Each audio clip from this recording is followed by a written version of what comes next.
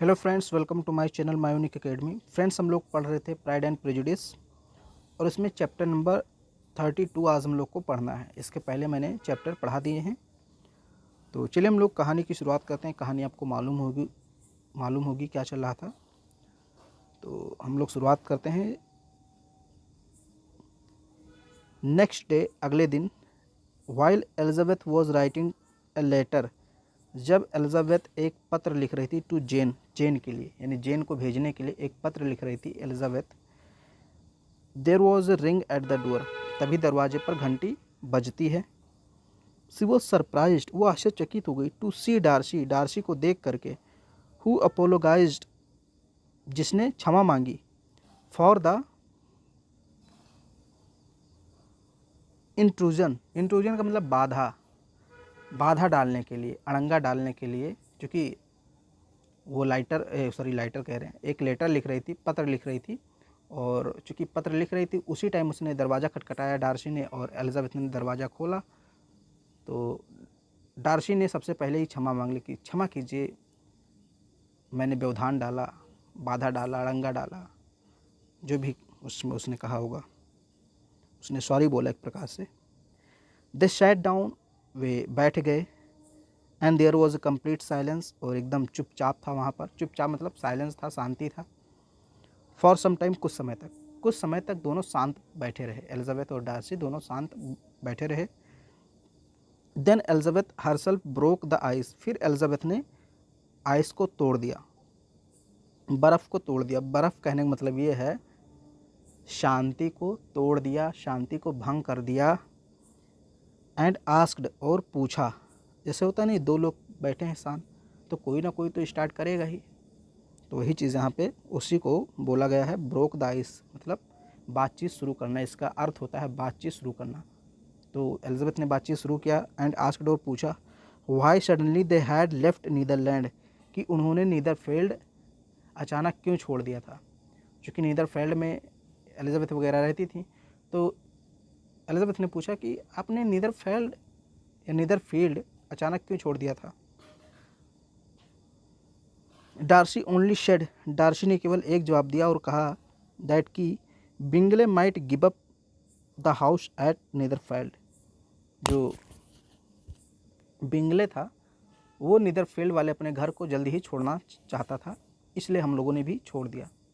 मतलब ये जवाब उसने दिया डार्सी ने, कि जो बिंगले था वो उस घर को, जो उसका नीदरफील्ड में जहाँ वो रह रहा था, उसको छोड़ सकता था जल्दी, इसलिए हम लोगों ने भी छोड़ दिया, ऐसा उसने जवाब दिया। विद लॉन्ग पॉजेस, लंबे चुपचाप के बाद, यानी शांति के बाद। They talked of many things, उन्होंने बहुत सारी बातें की। लाइक द पर्सोनेज एट हंसफोर्ड, हंसफोर्ड में जो पादरी ग्रह था। पर्सोनेज का मतलब होता है पादरी का ग्रह, ग्रह नहीं घर आप कह सकते हैं, जो उसको बोलते हैं जहाँ पादरी वगैरह रहता था। हंसफोर्ड, जहाँ पे हंसफोर्ड उस स्थान का नाम है जहाँ पे शार्लट लुकास और विलियम कॉलिंस रहते थे। तो वहाँ पे जो पादरी ग्रह था, यानी पादरियों का जो घर था, उसके बारे में उन लोगों ने बात किया। हर जर्नी फ्रॉम लॉन्गबॉर्न, और लॉन्गबॉर्न से उनकी जो यात्रा थी एलिजाबेथ की, उसके बारे में भी उन लोगों ने बात किया। कि डार्सी ने पूछा होगा कि मतलब आप कैसे आई वहाँ पे, वहाँ से क्या क्या मुश्किलें आई सामने, वही सारी चीज़ें उन लोगों ने बात किया उस बारे में भी। The marriage of Collins and Charlotte, और शार्लट लुकास और विलियम कॉलिंस के मैरिज यानी शादी के बारे में भी उन लोगों ने बातचीत किया। And the country of Kent, और केंट के बारे में, यानी जो सिटी था, राजधानी था, उसके बारे में भी उन लोगों ने बातचीत किया।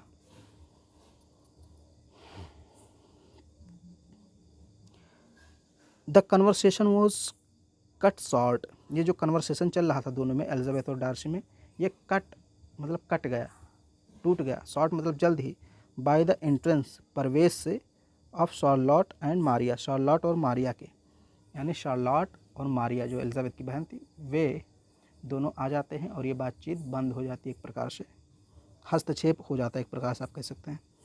दे were surprised to see Elizabeth and Darcy alone, वे लोग डार्सी और एलिजाबेथ को अकेले बैठकर देखकर आश्चर्यचकित थे। कौन? शार्लोट लुकास और मारिया दोनों आश्चर्यचकित हो गए कि अरे डार्सी और एलिजाबेथ ये तो दोनों एक दूसरे को पसंद नहीं करते थे पहले, और ये दोनों एक साथ बैठे हैं।